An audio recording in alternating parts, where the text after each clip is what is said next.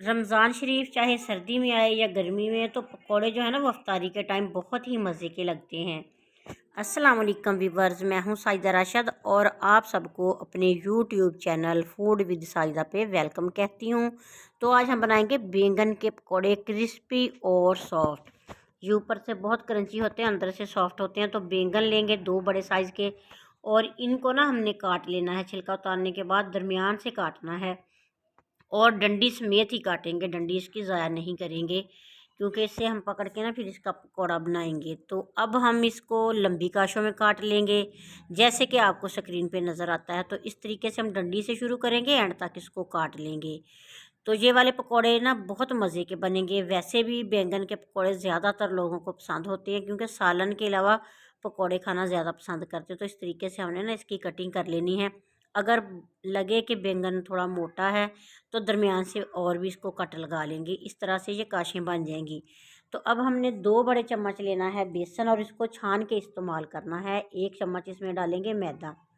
ये दोनों चीज़ें क्रिस्पी बनाएंगी हमारे पकौड़े को। इसमें नमक डाल लेंगे, कुटी लाल मिर्च शामिल करेंगे और पिसी लाल मिर्च का पाउडर शामिल करेंगे और इसमें ज़ीरा पाउडर भी शामिल करेंगे। सारी चीज़ें मिक्स कर लेंगे और थोड़ा थोड़ा पानी डाल के इसका घोल सा बना लेंगे। और ज़्यादा भी पतला नहीं होना चाहिए कि ये बैंगन के ऊपर लग ही ना सके। दरमियाने साइज़ का इसको पतला सा रखेंगे। आपको बता रही हूँ कि पानी हमने एक साथ बिल्कुल भी नहीं डालना, थोड़ा थोड़ा पानी करके डालेंगे। तो इसमें हल्दी डालना मैं भूल गई थी, हल्दी का पाउडर भी थोड़ा सा डाला, इसके साथ लुक बहुत अच्छी सी आएगी। तो मिक्स कर लेंगे। तो बेसन को चेक कर लेंगे कि इसमें नमक और मिर्च थोड़ा तेज़ होना चाहिए। तो इसके बाद हमने जो बैंगन काट के रखे हैं वो इसमें डिप करेंगे। तो इसके अंदर तक बेसन लगना चाहिए, फिर ये क्रिस्पी से बनेंगे और अंदर से सॉफ्ट बनेंगे। तो इस तरीके से आपने चम्मच के साथ अच्छे तरीके से बेसन हर जगह पे इसके लगा देना है और घी गरम करेंगे। गरम गरम घी में इसको डाल देंगे तो ये माशाल्लाह से बहुत ही क्रंची और स्पाइसी बन जाएंगे।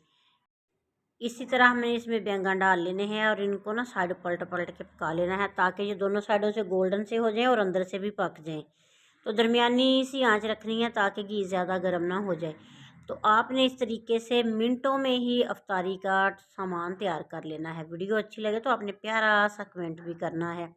और इसके अलावा आपसे रिक्वेस्ट है कि जो व्यूवर्स मेरे चैनल पे न्यू आए हैं वो प्लीज़ चैनल को सब्सक्राइब ज़रूर कीजिएगा और बेल आइकन प्रेस कर लीजिएगा ताकि हर नई आने वाली वीडियो आप तक पहुंचती रहे।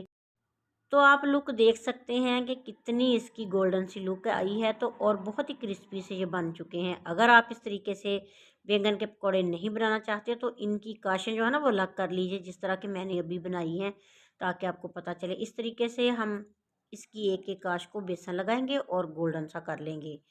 तो ये वाली रेसिपी अगर आपको अच्छी लगी है तो अपने फैमिली मेम्बर्स और फ्रेंड्स तक इसको शेयर ज़रूर कीजिएगा।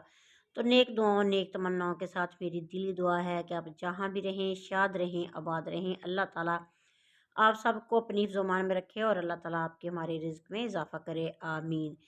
मज़ीद वीडियोस देखने के लिए मेरे YouTube channel food with Saida का विज़िट ज़रूर कीजिएगा। नेक दुआओं के साथ। अल्लाह हाफिज़।